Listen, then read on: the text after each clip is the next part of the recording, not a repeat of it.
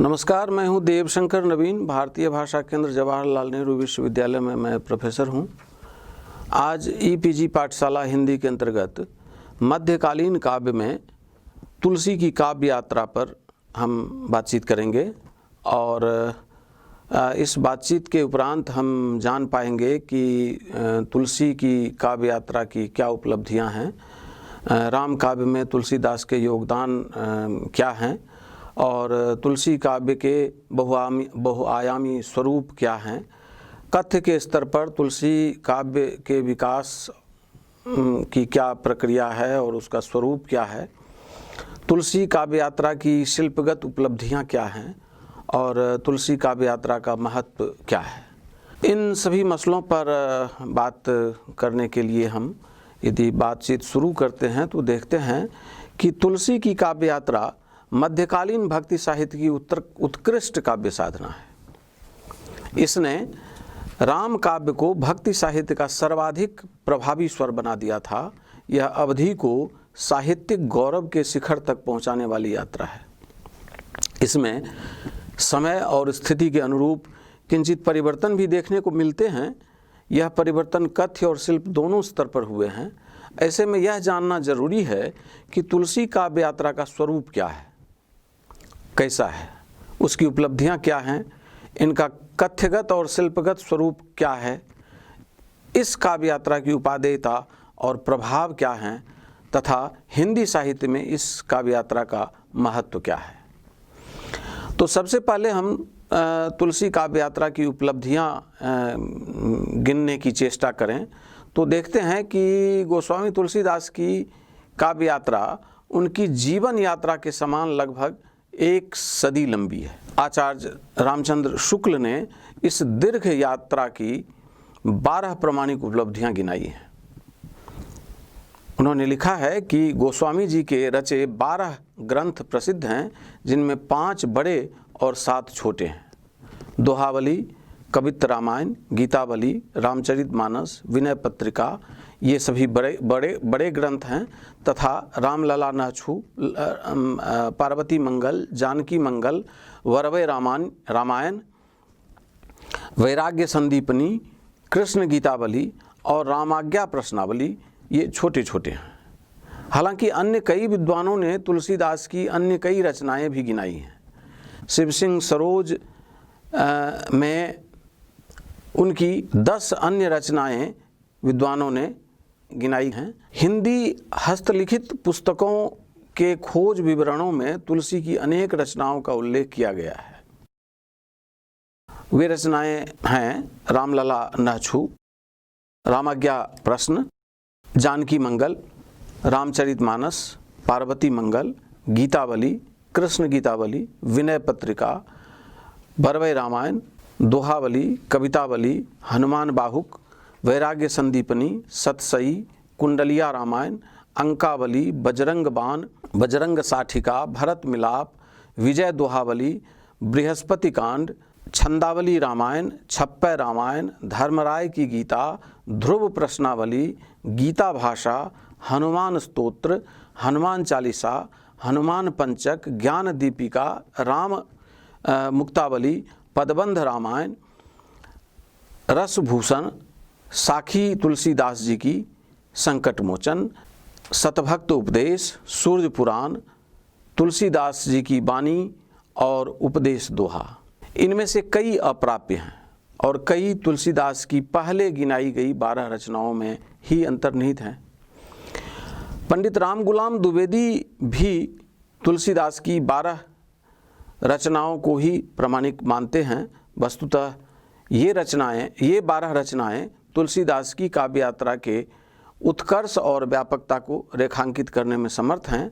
रचना काल के अनुसार इनको यदि क्रम से देखें तो सबसे पहला नाम हम रामलला नहछु का लेते हैं, फिर वैराग्य संदीपनी, फिर रामाज्ञा प्रश्न, फिर जानकी मंगल, फिर रामचरितमानस, फिर पार्वती मंगल, फिर गीतावली, फिर विनय पत्रिका, फिर कृष्ण गीतावली, फिर वरवै रामायण, फिर दोहावली और फिर कवितावली। ये रचनाएं तुलसीदास के काव्य यात्रा की ऐसी उपलब्धियां हैं जो उनके व्यापक तैयारी, प्रतिभा, अगाध भक्ति और राम में एक निष्ठता को पूर्ण रूप से उजागर करती है। आगे हम इन 12 रचनाओं के सहारे तुलसीदास की काव्य यात्रा की उपलब्धियों से परिचय प्राप्त करेंगे। सबसे पहले हम रामलला नाहछू पर बात करें तो देखते हैं कि यह हिंदी का श्रेष्ठतम प्रबंध काव्य लिखने वाले तुलसीदास के काव्य यात्रा की शुरुआत का काव्य है और यह एक खंड काव्य। रामलला नाहछू में राम के विवाह संस्कार के समय के गीत रचे गए हैं। सारा काव्य सोहर छंद में लिखा गया है। नाहछू विवाह के समय वर द्वारा वधू के नख छुए जाने का संस्कार है। तुलसी ने यह संस्कार अवध में कौशल्या द्वारा कराए जाते दिखाया है। राम का विवाह जनकपुर अर्थात मिथिला में हुआ था, अवध में नहीं। रचना की भाषा शैली के से भी अपरिपक्वता और शिथिलता झलकती है। इसी से यह तुलसीदास की आरंभिक रचना लगती है। तुलसी ने इसमें प्रचलित राम कथा को सहेजने की वैसी कोशिश नहीं की है जैसी रामचरितमानस में की है। मसलन विवाह मंडप में कौशल्या द्वारा दूल्हा राम को गोद में बिठाकर सिर पर आंचल ढकने का वर्णन है कि गोद लिहें कौशल्या बैठी राम ही वरहु, शोभित दूल्ह राम शीश पर आंचर हो। सोहर में काव्य लिखने की तुलसी की कला उनकी अगली कृतियों में जानकी मंगल और पार्वती मंगल में पूर्णता तक पहुंची है। वैराग्य संदीपनी तुलसीदास की काव्य यात्रा की दूसरी आरंभिक कृति है। यह चौपाई और दोहा में लिखी गई रचना है। इसमें वैराग्य के लिए उपदेश किया गया है। यह तुलसी की अन्य रचनाओं से थोड़ी अलग है। उदाहरण के लिए निकेत का प्रयोग शरीर के अर्थ में यहाँ हुआ है, किंतु वह अन्य रचनाओं में घर के लिए आता है। इसके अतिरिक्त इसमें शांति पद के सुख का प्रतिपादन किया गया है। अन्य रचनाओं में उन्होंने भक्ति का ही उपदेश दिया है।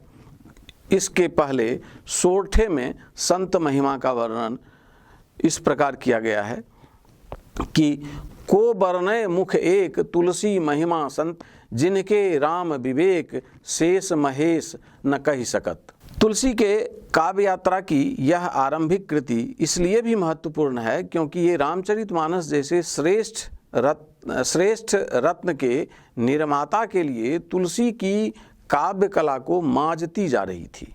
रामचरितमानस की रचना भी मुख्यतः दोहा और चौपाई में ही की गई है। रामाज्ञा प्रश्न शुभ अशुभ फल जानने के लिए प्रश्न विचार और राम कथा को एक साथ संजो कर रचा गया काव्य है। इसमें सुसंबद्ध कथा नहीं है। इसमें राम कथा को मंगल और अमंगल प्रसंग में रखे गए हैं। यह पूर्णतः दोहों में रचा गया है। यह 7 सर्गों में विभक्त है। प्रत्येक सर्ग में 7 सप्तक हैं।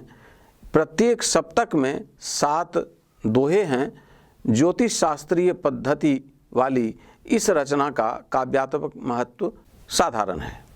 जानकी मंगल एक गीत परक खंड काव्य है। यह मुख्यतः सोहर में लिखा गया है। बीच बीच में हरिगीतिका छंद का भी प्रयोग किया गया है।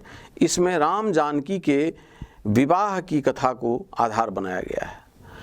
इसमें सियाराम विवाह का रामचरितमानस जैसा ही विस्तार से वर्णन किया गया है, लेकिन दोनों के वर्णन में कुछ मूल अंतर भी है। जैसे मानस का पुष्प वाटिका प्रसंग इसमें नहीं है। इसमें परशुराम का आगमन स्वयंवर स्थल पर ना होकर बारात के मार्ग में होता है। इसमें मानस जैसा प्रसिद्ध लक्ष्मण परशुराम संवाद भी नहीं है, क्योंकि लक्ष्मण इस विवाद में शामिल नहीं होते हैं। इसी तरह इसमें जनक द्वारा प्रतिज्ञा करने और लक्ष्मण द्वारा धनुष भंग करने की बात करने का प्रसंग है, जो रामचरितमानस के समान है, किंतु रामाज्ञा प्रश्न में नहीं है। इस तरह यह रचना काव्यात्मक दृष्टि से रामाज्ञा प्रश्न और रामचरितमानस के बीच की कड़ी के रूप में सामने आता है। इस काव्य में जो परशुराम के आगमन का वृत्तांत है वह इस तरह है कि पंथ मिले भृगुनाथ हाथ फरसा लिए, डांट ही आँख दिखाए कोप दारुण किए, काम राम कीन परितोष रोष रिस परिहरि, चले सौंपि सारंग सुफल लोचन करी, रघुबर भुजबल देख उछाह बरातिन, मुदित राव लखी सन्मुख विधि सब भातिन। इसी तरह रामचरितमानस संवत 1631 में रचित ग्रंथ की चर्चा है। यह संवत 1631 तक तुलसीदास की काव्य यात्रा चरम उत्कर्ष पर जा पहुंची थी। अयोध्या में रामनवमी के दिन उन्होंने रामचरितमानस की रचना आरंभ की और उसे 2 वर्ष 7 महीने में समाप्त किया। यह महाकाव्य तुलसी के दर्शन और काव्य कला का चरम उत्कर्ष है। इसमें तुलसी का सौंदर्य बोध, समन्वय साधना, भक्ति भावना और लोक मंगल का कामना काव्य कला के साथ संश्लिष्ट होकर सबसे परिष्कृत रूप में सामने आया है। लोक भाषा अवधि में सारी राम कथा कहने की शुरुआत उन्होंने संस्कृत के सुमधुर श्लोकों वाले मंगलाचरण से की। इसके साथ ही परंपरा में कुछ नया जोड़ते हुए उन्होंने प्रथम पूज्य विनायक अर्थात गणेश जी से भी पहले सरस्वती को रखा।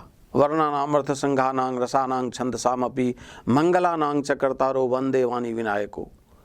इसका मुख्य छंद दोहा और चौपाई है। प्रायः 4 चौपाई के बाद एक दोहा का क्रम अपनाया गया है।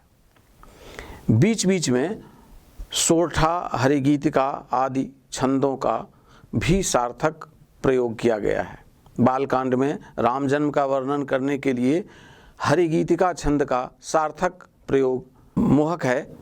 भय प्रगट कृपाला दीन दयाला कौशल्या हितकारी, हर्षित महतारी मुनि मनहारी, अद्भुत रूप विचारी, लोचन अभिरामा तनुघन श्यामा, निज आयुध भुजचारी, भूषण वनमाला नयन विशाला, शोभा सिंधु खरारी।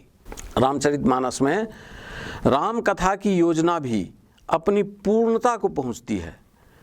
यह संवाद शैली में लिखा गया है। 7 कांडों का महाकाव्य है। बाल कांड में विस्तृत भूमिका में मंगलाचरण, संत महिमा का बखान और राम कथा का नदी के रूपक के रूप में वर्णन किया गया है। इसके बाद राम के जन्म से लेकर सीता के विरह तक, सीता के से विवाह तक, विवाह कर अयोध्या लौटने तक की कथा है।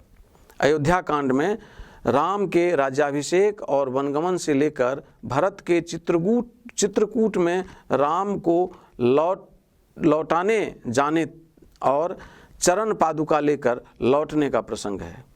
तीसरे खंड में अर्थात अरण्य कांड में इंद्रपुत्र जयंत की कुटिलता, शूर्पणखा की का नाक भेदन, खरदूषण संहार, रावण द्वारा सीता का हरण, राम द्वारा सीता की तलाश आदि का वर्णित है।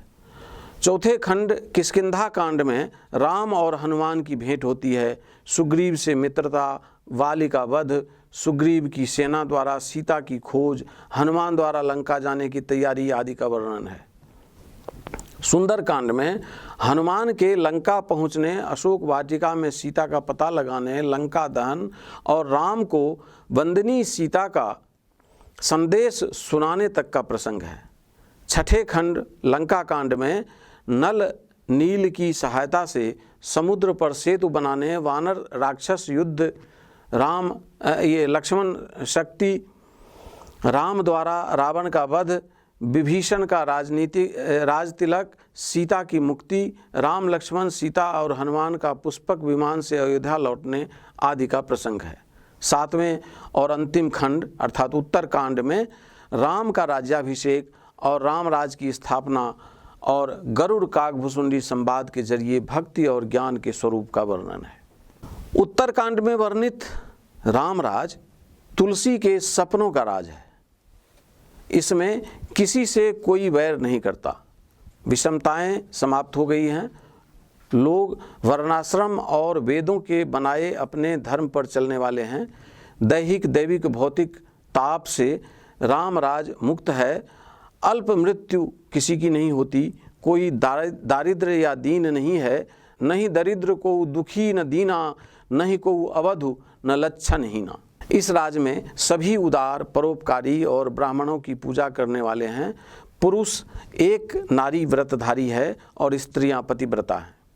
रामचरितमानस को सर्वांगपूर्ण महाकाव्य के रूप में चिन्हित करते हुए रामचंद्र शुक्ल लिखते हैं कि रचना कौशल, प्रबंध पटुता, सहृदयता इत्यादि सब गुणों का समाहार हमें रामचरितमानस में मिलता है। पहली बात जिस पर ध्यान जाता है वह है कथा काव्य के सब अवयवों का उचित समीकरण।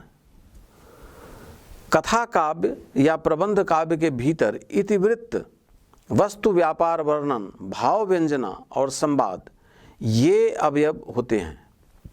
न तो अयोध्यापुरी की शोभा, बाल लीला, नक्शिक वर्णन, जनक की पुष्पवाटिका, अभिषेकोत्सव इत्यादि के वर्णन बहुत लंबे होने पाए हैं, न पात्रों के संवाद, न प्रेम शोक आदि भावों की व्यंजना, इतिवृत्ति की श्रृंखला भी कहीं से टूटती नजर नहीं आती। दूसरी जो महत्वपूर्ण बात इस ग्रंथ की है वो है मार्मिक स्थलों की पहचान। कथा में मार्मिक स्थलों की पहचान, अधिक विस्तार हमें ऐसे ही प्रसंग के मिलते हैं जो मनुष्य मात्र के हृदय को स्पर्श करने वाले होते हैं। जैसे जनक की वाटिका में राम सीता का परस्पर दर्शन, राम वनगमन, दशरथ मरण, भरत की आत्मग्लानि, वन मार्ग में स्त्री पुरुषों की सहानुभूति, युद्ध में लक्ष्मण को शक्तिवान लगना, इन्हीं सब प्रसंगों में ये सब बातें दिखती हैं। तीसरी महत्वपूर्ण बात है इसकी प्रसंगानुकूल भाषा। रसों के अनुकूल कोमल कठोर पदों की योजना तो निर्दिष्ट रूढ़ी ही है, उसके अतिरिक्त गोस्वामी जी ने इस बात का भी ध्यान रखा है कि किस स्थल पर विद्वानों या शिक्षितों की संस्कृत मिश्रित भाषा रखनी चाहिए और किस स्थल पर ठेठ बोली। घरेलू प्रसंग समझकर कैकेयी और मंथरा के संवाद में उन्होंने ठेठ बोली और स्त्रियों में विशेष चलते प्रयोगों का व्यवहार किया है। अनुप्रास की ओर प्रवृत्ति तो सब रचनाओं में स्पष्ट लक्षित होती ही है। चौथी महत्वपूर्ण बात है श्रृंगार की शिष्ट मर्यादा के भीतर बहुत ही व्यंजक रूप में वर्णन। तुलसी की काव्य यात्रा में रामचरितमानस जैसी कृति की उपलब्धि अत्यंत महत्वपूर्ण है। यह कृति हिंदी ही नहीं, राम भक्ति धारा के संपूर्ण भारतीय साहित्य के लिए अत्यंत महत्व की है। आगे भी तुलसीदास ने अन्य रूपों में राम कथा कहकर इसी उच्चता को हासिल करने की कोशिश की है। इसके बाद पार्वती मंगल ग्रंथ अवधि गीतों का अत्यंत सरस खंडकाव्य है। यह सोहर छंद में लिखा गया है। बीच बीच में हरिगीतिका छंद का भी प्रयोग मिलता है। इसमें 148 द्विपदियाँ और 16 हरिगीतिकाएँ हैं। यह शिव पार्वती के विवाह की कथा पर आधारित है। रामचरितमानस में पार्वती की तपस्या देखकर राम ने शिव से गिरिजा को अंगीकार करने के लिए कहा, जिसे शिव ने स्वीकार कर लिया। पार्वती मंगल की कथा में राम को बीच में नहीं डाला गया है। हिमवान की पुत्री पार्वती नारद की प्रेरणा से तपस्या करती है। उनकी उग्र साधना से प्रभावित होकर वट रूप में शिव उनकी परीक्षा लेते हैं और उनके एकनिष्ठ प्रेम को देखकर उन्हें पत्नी के रूप में अंगीकार कर लेते हैं। हिमवान के पास लग्न के लिए सप्तर्षियों को भेजते हैं। भूतों पिशाचों के साथ बावले वर की बारात से नगर में हड़कंप मच जाता है। फिर शिव ने अपना भव्य और सुंदर रूप दिखाया, जिसके बाद धूमधाम से उनका विवाह संपन्न हो गया। मानस की कथा शिव पुराण के अनुरूप है, जबकि पार्वती मंगल की कथा कुमार संभव के अनुरूप है। किंतु इसमें शिव पार्वती के खुले श्रृंगारिक दृश्यों का कहीं वर्णन नहीं है। तुलसी के गार्हस्थ्यिक प्रौढ़ दृष्टि का इसमें बखूबी परिचय मिलता है। उन्होंने इसमें लोक रीति का बखूबी चित्रण किया है।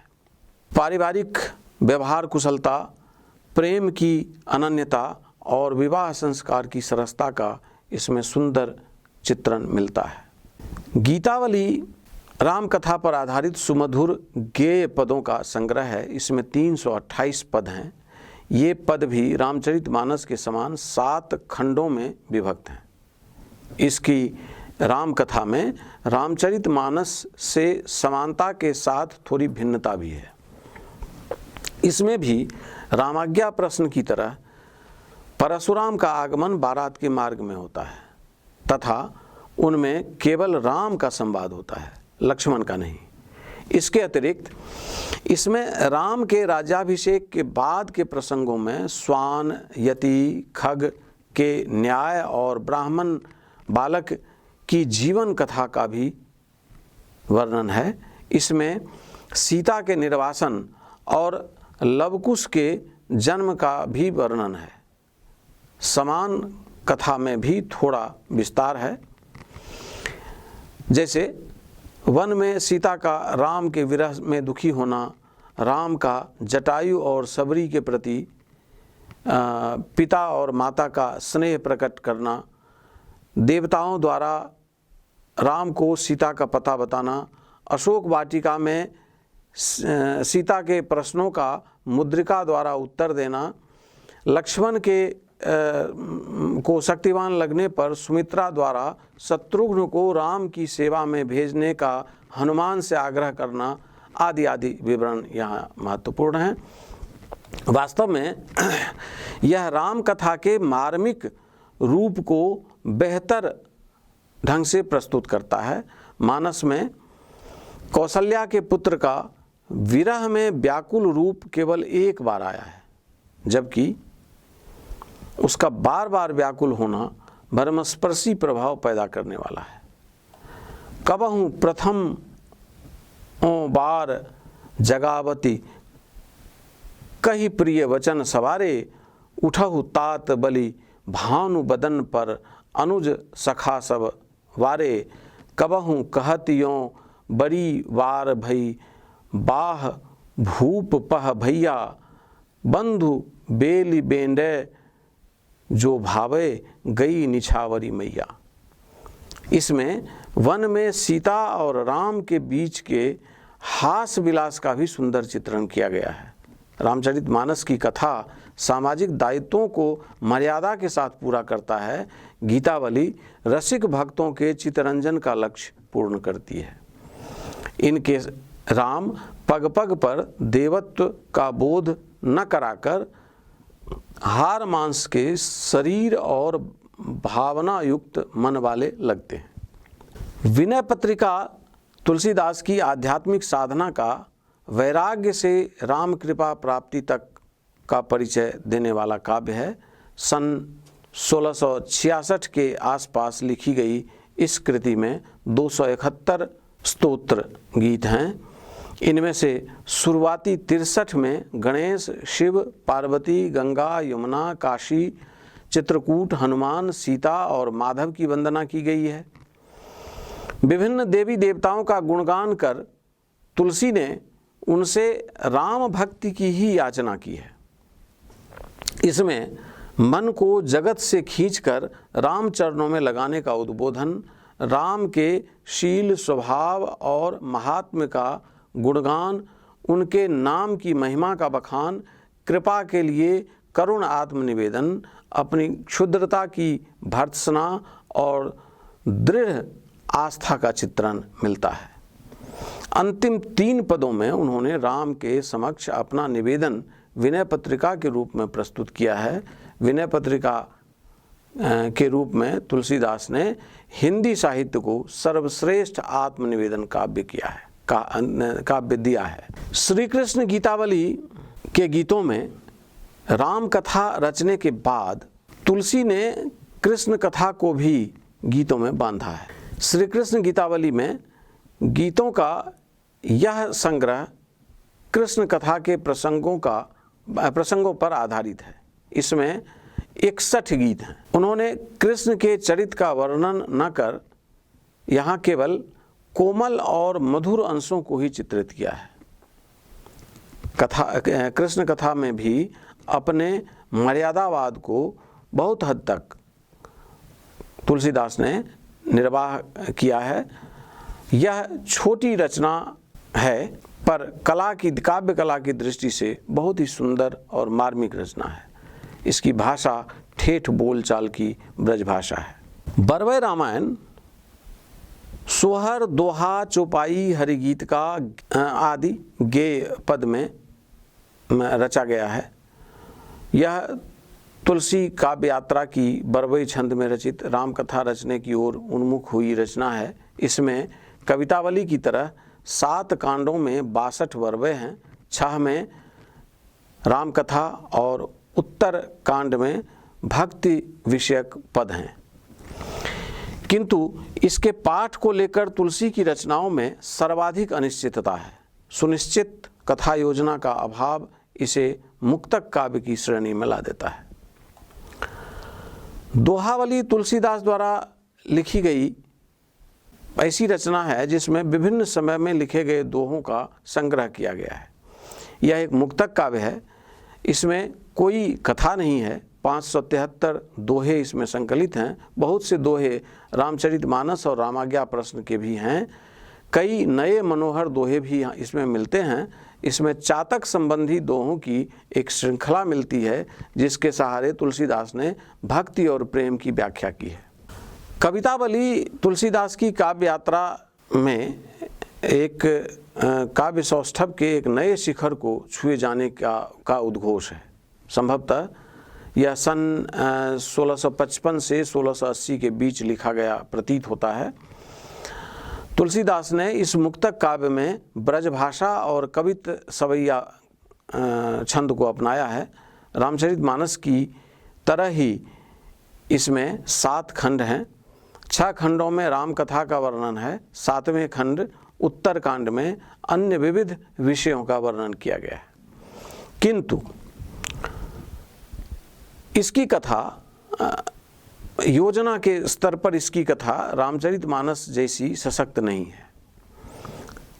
अरण्यकांड के केवल एक छंद में राम के माया मृग के पीछे जाने की घटना चित्रित है।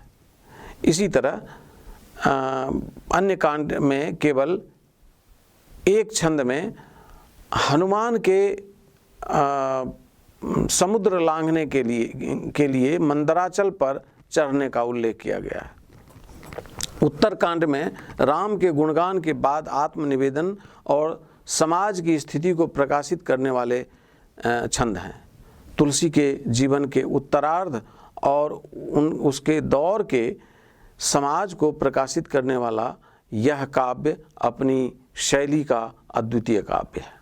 तुलसी की काव्य यात्रा न केवल हिंदी के लिए, संपूर्ण भारतीय साहित्य के लिए, संपूर्ण भक्ति साहित्य के लिए और संपूर्ण राम कथा पर आधारित समग्र वाङ्मय के लिए बहुत ही महत्वपूर्ण यात्रा है। इनकी इस यात्रा पर नज़र देखते हुए हमें दिखाई देता है कि हिंदी साहित्य को काव्य कला, दर्शन, लोकमंगल की कामना, भक्ति भावना, आध्यात्मिक साधना की दृष्टि से यह उत्तम अवदान है। महाकाव्य के भारतीय और पाश्चात्य दोनों प्रतिमानों के आधार पर उनके रामचरितमानस को विश्व के श्रेष्ठतम काव्यों में शुमार किया जाता है। मार्मिक मुक्तकों की दृष्टि से विनय पत्रिका और कवितावली, गीति काव्यों में कवितावली और कृष्ण गीतावली, दोहों की दृष्टि से दोहावली और लोकगीतों की दृष्टि से पार्वती मंगल और जानकी मंगल अद्वितीय काव्य है। कथा, भाषा और शैली तीनों क्षेत्रों में तुलसीदास की काव्य साधना ने शिखर तक स्पर्श किया है। रामचंद्र शुक्ल तुलसीदास की कथ्यगत सर्वांग पूर्णता का उल्लेख करते हुए कहते हैं कि भारतीय जनता का प्रतिनिधि कवि यदि किसी को कह सकते हैं तो इन्हीं महानुभाव को, अर्थात तुलसीदास को। और कवि जीवन का कोई एक पक्ष लेकर चले हैं, पर इनकी वाणी की पहुंच मनुष्य के सारे भावों और व्यवहारों तक है। एक ओर तो वह व्यक्तिगत साधना के मार्ग में विरागपूर्ण शुद्ध भगवत भक्ति का उपदेश करती है, दूसरी ओर लोक पक्ष में आकर पारिवारिक और सामाजिक कर्तव्यों का सौंदर्य दिखाकर मुग्ध करती है। व्यक्ति साधना के साथ ही साथ लोक धर्म की अत्यंत उज्जवल छटा उसमें वर्तमान है। तुलसी ने मध्यकाल की हिंदी प्रदेश की सभी काव्य भाषाओं और सभी शैलियों में श्रेष्ठतम रचनाएं की हैं। उन्हें रचना शैली की दृष्टि से भी श्रेष्ठतम बताते हुए आचार्य शुक्ल आगे लिखते हैं कि काव्य भाषा के दो रूप और रचना की 5 मुख्य शैलियाँ साहित्य क्षेत्र में गोस्वामी जी को मिली हैं। तुलसीदास जी के रचना विधान की सबसे बड़ी विशेषता यह है कि वे अपनी सर्वतोन्मुखी प्रतिभा के बल से सबके सौंदर्य की पराकाष्ठा अपनी दिव्य वाणी में दिखाकर साहित्य के प्रथम पद के अधिकारी हुए हैं। हिंदी कविता के प्रेमी मात्र जानते हैं कि उनका व्रज और अवधी दोनों भाषाओं पर समान अधिकार था।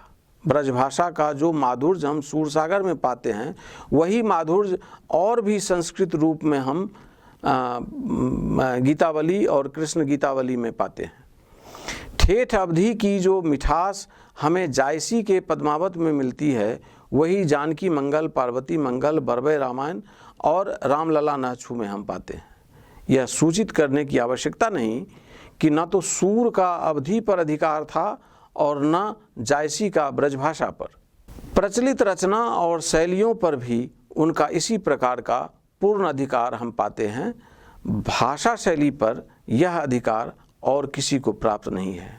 तुलसी की काव्य यात्रा का महत्व न केवल राम भक्ति शाखा को बल्कि पूरे हिंदी और भारतीय साहित्य को मानवतापरक मूल्यों के आदर्श से ओतप्रोत विराट चरित्रों की अनुपम भेंट देने में है। यह हमें कर्तव्य, त्याग, प्रेम, सहिष्णुता, लोक मंगलकारी, मृदुलता, अमंगल नाशक, कठोरता और लोक कल्याणकारी राज व्यवस्था के ऐसे लोक में ले जाता है जो मानव जाति का लक्ष्य बनने का सामर्थ्य रखता है। तुलसी के काव्य यात्रा की ये उपलब्धियां वर्णाश्रम और पितृसत्तात्मक व्यवस्था की पक्षधरता के कारण कुछ सीमित हुई है। दलित, स्त्री एवं कतिपय निम्न वर्गीय समाज के प्रतिकूल कतिपय मूल्यों का संवाहक होने के बावजूद तुलसी की काव्य यात्रा के साहित्यिक, सामाजिक, धार्मिक, सांस्कृतिक योगदान की महत्ता को अधिकांश आलोचक स्वीकार करते हैं। निष्कर्षतः हम कह सकते हैं कि तुलसी की काव्य यात्रा जितनी सुदीर्घ है उतनी ही मूल्यवान। इस यात्रा में तुलसी ने काव्य के तमाम रूपों को उत्कर्ष तक पहुंचा दिया है। प्रबंध और मुक्तक, अवधि और ब्रज, श्रृंगार और भक्ति, लोक और आध्यात्म, कर्म और धर्म, ज्ञान और भक्ति, सगुण और निर्गुण, नाम और रूप, सभी कुछ उनकी काव्य यात्रा में अपने उज्जवल स्वरूप पाने में सफल रहे हैं। उनकी काव्य यात्रा का चरम फल रामचरितमानस के रूप में प्राप्त हुआ है, जो आज भी उत्तर भारत के लोगों का धर्म, कर्म और अध्यात्म का पथ प्रदर्शक है। तुलसी की काव्य उपलब्धियों ने हिंदी साहित्य को भारत ही नहीं विश्व के श्रेष्ठ साहित्य में शामिल कर दिया है।